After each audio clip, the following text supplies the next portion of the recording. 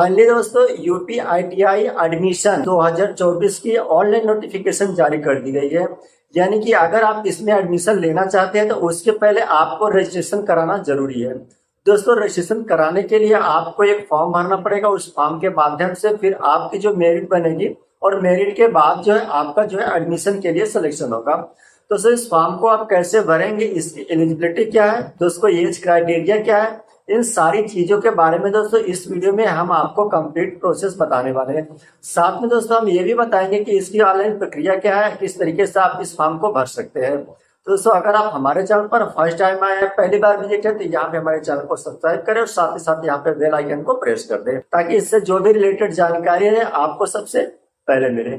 आज चलते हैं बिना देर करते हुए वीडियो को शुरू करते हैं। तो फ्रेंड्स यहाँ पे आप देख सकते हैं कि यूपी आईटीआई की ऑफिशियल साइट पे आ चुके हैं, जहाँ से आप जो यूपी आईटीआई एडमिशन के लिए आप फॉर्म भरना चाहते हैं।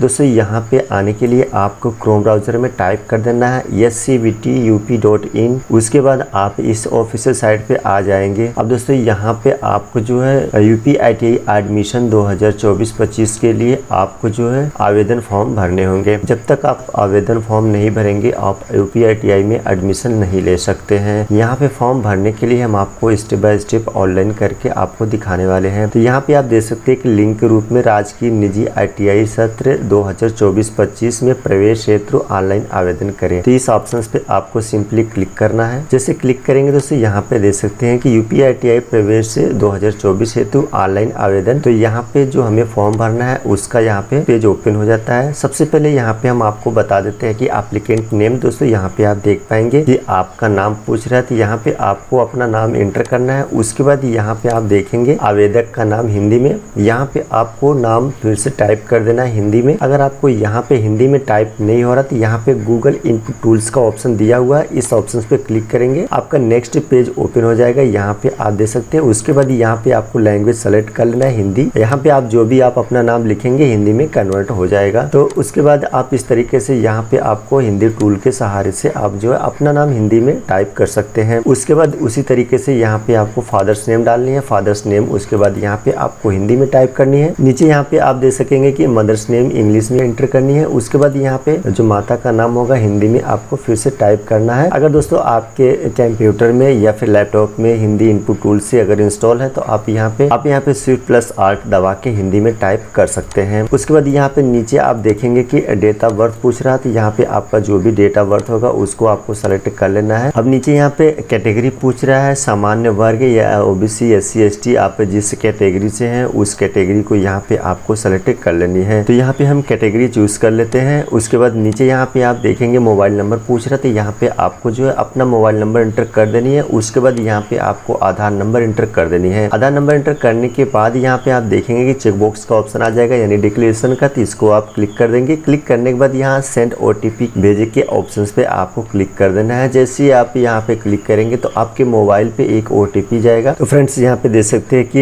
यहाँ पे फिर से आपको चेकबॉक्स के ऑप्शंस पे क्लिक करना है। उसके बाद यहाँ पे एस कर देना है। तो देख सकते हैं कि हमारे मोबाइल पे OTP आ चुका है। उसके बाद यहाँ पे आप देखेंगे OTP एंटर करने का ऑप्शन आ चुका है, तो यहाँ पे हम OTP को एंटर कर देंगे। उसके बाद यहाँ पे वेरीफाइड एंड प्रोसीड के ऑप्शन पे क्लिक कर देंगे। दोस्तों यहाँ पे आप देखेंगे कि राजकीय अगर आप गवर्नमेंट कॉलेज लेना चाहते हैं तो यहाँ राजकीय के ऑप्शन पे आपको क्लिक करनी है। अगर आप प्राइवेट कॉलेज लेना चाहते हैं तो निजी पे क्लिक करेंगे, या फिर आप जो है राजकीय गवर्नमेंट एवं निजी प्राइवेट यानी कि गवर्नमेंट और प्राइवेट कॉलेज दोनों अगर आप चूज करना चाहते हैं तो यहाँ पे इस ऑप्शन पे आपको क्लिक कर देना है। तो यहाँ पे हम गवर्नमेंट कॉलेज चूज करना चाहते हैं तो यहाँ पे हम राजकीय गवर्नमेंट कॉलेज के ऑप्शन पे क्लिक करते हैं। आप चाहे तो जो भी ऑप्शन आपके अकॉर्डिंग फिट बैठेगा उस ऑप्शन को आप यहाँ पे चूज कर सकते हैं। तो यहाँ पे सबमिट के ऑप्शन पे हम क्लिक करते हैं। जैसे क्लिक करेंगे तो यहाँ पे आप देखेंगे कि कुछ इस तरीके का और एक स्टेप 1 पेज ओपन हो जाता है, जहाँ से आप जो है फॉर्म को फिलअप करेंगे। उसके बाद यहाँ पे स्क्रॉल करेंगे, नीचे आएंगे तो यहाँ पे स्पाउस नेम दे रहा है। अगर आप मैरिड है तो यहाँ पे आप जो स्पाउस नेम डालना चाहते हैं पत्नी का नाम वो आप डाल सकते हैं, अदरवाइज यहाँ पे इसको छोड़ सकते हैं, मैंडेटरी नहीं है। नेक्स्ट ऑप्शन में यहाँ पे आप देखेंगे कि मेल फीमेल पूछ रहा है, तो यहाँ पे आपके हिसाब से जो भी होगा यहाँ पे ऑप्शन आपको चूज कर लेना है। यहाँ पे डेट ऑफ बर्थ ऑटोमेटिक यहाँ पे फिल हो जाएगा। उसके बाद स्क्रॉल करेंगे, नीचे आएंगे तो यहाँ पे आप देखेंगे सब कैटेगरी पूछ रहा है। आपको फिर से यहाँ पे एक बार सब कैटेगरी में डाल देना है, यानी कि आप अगर फिजिकली हैंडीकेप वगैरह जो भी इसमें से अगर होंगे तो ठीक है, अदरवाइज इसको आपको छोड़ देना है, इसमें आपको कुछ भी नहीं करना होगा। उसके बाद यहाँ पे आपको मेल आईडी आपको यहाँ पे इंटर कर देनी है, जो भी आपका ईमेल आईडी होगा उसको यहाँ पे आपको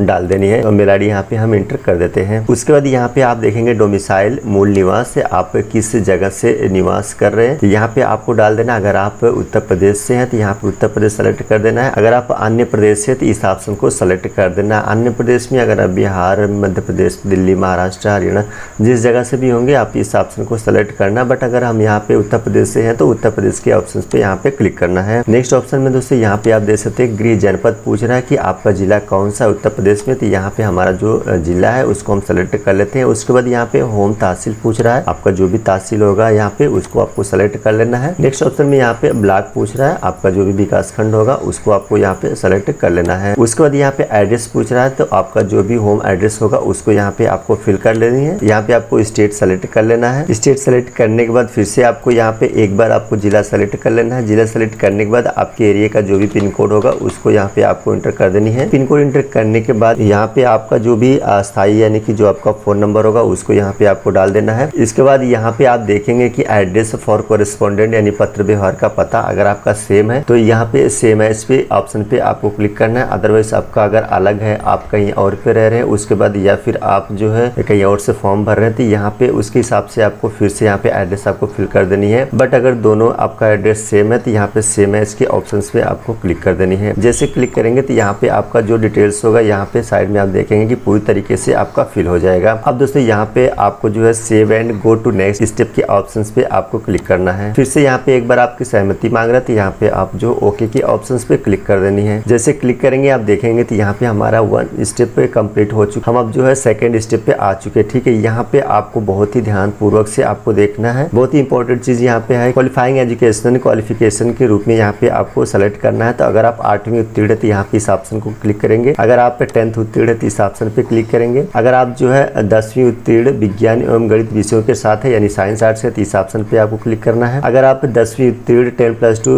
व्यवस्था के अंतर्गत विज्ञान एवं गणित विषयों के साथ तथा अलग अलग न्यूनतम 40% अंकों के साथ है। दोस्तों अगर आप हाई स्कूल उत्तीर्ण है या फिर उसके साथ में आप 10+2 भी उत्तीर्ण है और गणित विज्ञान विषयों जैसे फिजिक्स, केमिस्ट्री, मैथ अगर आप उनके साथ में 10+2 कंप्लीट किए तो इस ऑप्शन पे आपको क्लिक करना है। फिर इसको छोड़ देना है। उसके बाद अगर 10वीं उत्तीर्ण 10+2 व्यवस्था के अंतर्गत भौतिक विज्ञान, रसायन विज्ञान एवं गणित विषयों के साथ अगर आप उत्तीर्ण है तो इस ऑप्शन को आपको सेलेक्ट करना है। यानी कि जो आपके अकॉर्डिंग यहाँ पे फिट बैठेगा, आपके अकॉर्डिंग जो भी एलिजिबल होगा, जो भी ऑप्शन, उस ऑप्शन को आपको सेलेक्ट कर लेना है। तो यहाँ पे हम 10वीं उत्तीर्ण विज्ञान एवं गणित विषयों के साथ इस ऑप्शन को सेलेक्ट कर लेते हैं। उसके बाद यहाँ पे नीचे आ जाते हैं। नीचे यहाँ पे आप देख सकते हैं कि जो ऑप्शन हमने सेलेक्ट किया था उसके अकॉर्डिंग यहाँ पे डिटेल्स फिल करनी है। तो यहाँ पे जूनियर हाई स्कूल अगर आपने तो अगर आपने ऑप्शन यहाँ पे सेलेक्ट किए तो यहाँ पे इस ऑप्शन को आपको फिल करना है, यानी कि बोर्ड का नाम डालना है। उसके बाद यहाँ पे कॉलेज नाम डालना है। यहाँ पे आपको रोल नंबर एंटर करनी है, पासिंग ईयर, सब्जेक्ट या फिर यहाँ पे पूर्णांक। उसके बाद यहाँ ऑप्शन मार्क आपका जितना नंबर मिला होगा उसको यहाँ पे डालना है। CGPA या परसेंटेज यहाँ पे आपको फिल कर देनी है। लेकिन जैसे यहाँ पे हमने हाई स्कूल का ऑप्शन सेलेक्ट किया तो यहाँ पे इस ऑप्शन को भरना काफी ज्यादा मैंडेटरी है। अब दोस्तों यहाँ पे देखेंगे पहला ऑप्शन है बोर्ड पूछ रहा था, यानी कि आपका कौन सा बोर्ड था हाई स्कूल में। अगर आप यूपी बोर्ड से तो यूपी बोर्ड के ऑप्शन पे आपको सेलेक्ट करना है। CBSE बोर्ड है तो CBSE बोर्ड को, अगर ICSE बोर्ड है तो आपको इस ऑप्शन को सेलेक्ट करना। अगर आप इसके अलावा अगर आप किसी बोर्ड से तो अदर के ऑप्शन पे सेलेक्ट कर सकते हैं। तो यहाँ पे हम यूपी बोर्ड के ऑप्शन को सेलेक्ट करते हैं क्योंकि हम यूपी बोर्ड से हैं। तो उसके बाद यहाँ पे कॉलेज स्कूल नेम पूछ रहा था, यहाँ पे आपकी स्कूल का जो भी नेम होगा उसको यहाँ पे आपको फिल कर देनी है। नेक्स्ट ऑप्शन में यहाँ पे आपको रोल नंबर, आपके हाई स्कूल के सर्टिफिकेट पे आपका रोल नंबर मिल जाएगा तो यहाँ पे आपको अपना रोल नंबर एंटर कर देनी है। उसके बाद यहाँ पे पासिंग ईयर, आपका जो भी पासिंग ईयर होगा उसको यहाँ पे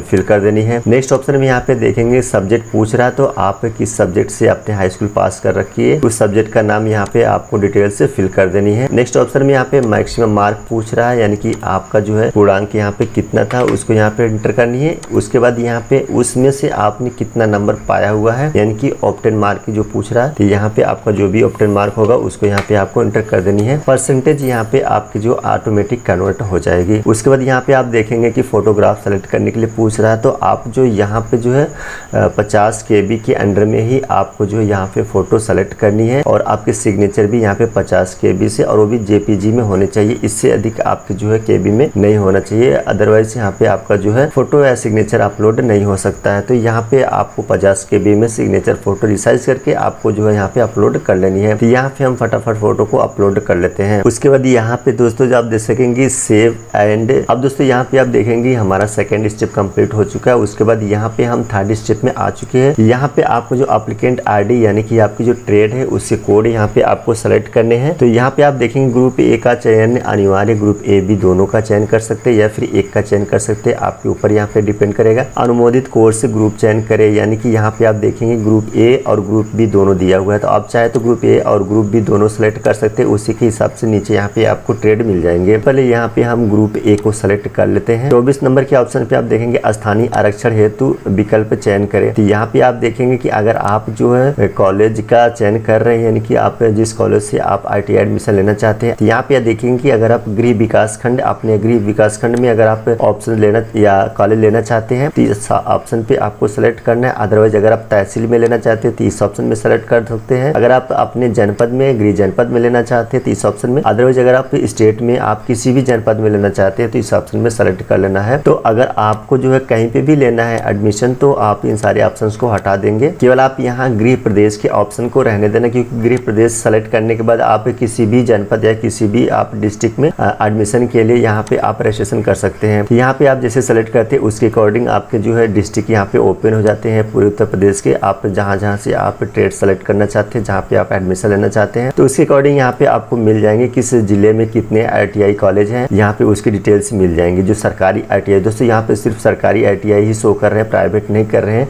अगर आप सरकारी और प्राइवेट दोनों यहाँ पे ऑप्शन सेलेक्ट करना चाहते हैं तो स्टार्टिंग में जहाँ पे हमने ऑप्शन को सेलेक्ट किया था प्राइवेट या फिर प्राइवेट सरकारी दोनों, तो वहाँ पे आपको उसके हिसाब से ऑप्शन सेलेक्ट कर लेना है। प्राइवेट ITI तो भी यहाँ पे आपको जो है प्राइवेट ITI का ऑप्शन आपको मिल पाएगा। तो यहाँ पे अगर आप जैसे यहाँ पे देखें GT आजमगढ़, अगर इस ऑप्शन को आपको सेलेक्ट करना है तो यहाँ पे चुने के फिर से ऑप्शन पे क्लिक करेंगे तो इस स्कूल में आपके जितने भी ट्रेड होंगे यहाँ पे आप देखने को मिल जाएंगे। आप देखेंगे कि इस कॉलेज में आपके कौन कौन से कोर्सेज चल रहे हैं, कौन कौन से ट्रेड चल रहे हैं, तो यहाँ पे आपको मिल जाएगा। इसमें से आपको जो है सेलेक्ट करना है कि आपको कौन से ट्रेड चाहिए, ठीक है, कौन से कोर्स चाहिए। तो यहाँ पे जैसे आपने ट्रेड को सेलेक्ट किया उसके बाद आप फिटर को चाहिए, यहाँ फिटर के ऑप्शंस पे आपको क्लिक करना है। अब जैसे फिटर के ऑप्शंस पे क्लिक करेंगे यहाँ पे देखेंगे चयनित ITI व्यवसाय सूची, थी यहाँ पे जो है उस कोर्स का नाम यहाँ पे आ जाता है, जो इस कोर्स का नाम यहाँ पे आपको सेलेक्ट कर रहे हैं। उसके बाद यहाँ पे आप दूसरे जिला से भी अगर आप लेना चाहते हैं तो यहाँ पे जैसे आप देख सकते हैं कि दूसरे जिला का भी आप ऑप्शन है, आप सेलेक्ट कर सकते हैं, कोई भी जिला ले सकते हैं। आप इस जिला से आप सेलेक्ट करते हैं तो यहाँ पे फिर से चुने के ऑप्शन पे आपको क्लिक करना है। फिर उसके अकॉर्डिंग यहाँ पे जो है ऑप्शन आ जाएंगे, तो यहाँ पे आपको जो है इस ऑप्शन पे क्लिक करेंगे। इसमें क्लिक करने के बाद जो है आप नीचे यहाँ पे आप देखेंगे तो ये ऑप्शन यहाँ पे आपका आ जाएगा, जो है जो कोर्स का नेम होगा यहाँ पे आपका